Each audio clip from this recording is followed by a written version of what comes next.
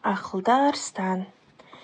Ертеде аптап ыстық саваннаның ортасында жануарлардың барлығы сыйлап құрметтейтін ақылды арыстан өмір сүріпті.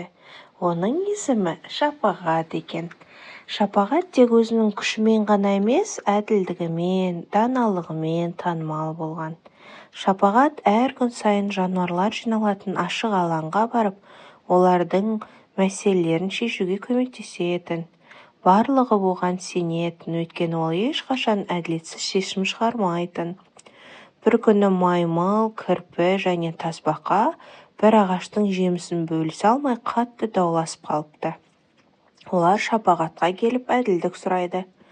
Маймыл былай дейді: «Бұл ағаштың басында менің ұям бар, сондықтан жемістер менікі». Кірпі өз қарсылығын білдіріп: «Мен ағаштың түбінде өмір сүремін, оның көлеңкесінде демаламын, бұл жемістер менікі болу керек» депті.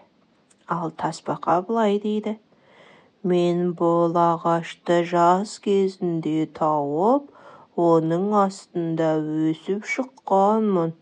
Бұл ағаш менің қамқорлығымда, жемістерді мен алуым керек». Шапағат олардың дауын тыңдап ойланып қалыпты. Шапағат ағашқа қарап былай дейді: «Бұл ағаш сендердің барлығыңа бірдей көмектескен. Бірақ сендер ағаштан алғың келгенді ғана ойлап, оған не беретіндерің туралы ойламадыңдар». Содан кейін ол жануарларға былай дейді: «Әрқайсың бұл ағашқа жақсылық жасаған кезде ғана жемістеріңді ала аласыңдар. Маймыл, сен ағаштың бұтақтарын зиянкестерден тазартуға көмектес.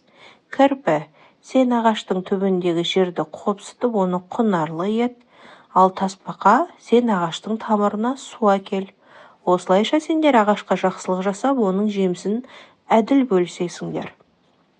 Жануарлар Шапағаттың ақылын тыңдап, ағашқа қамқор бола бастайды. Бірнеше күннен кейін ағаш одан да көп жеміс берді. Ал жануарлар оны әділ бөліп алады. Олар Шапағатқа алғыс айтып: «Сен тек ақылды ғана емес, бізді біріктіре алған нағыз әділ патшасың» дейді. Содан бері жануарлар бір-біріне көмектесуді үйреніп, достықта өмір сүреді.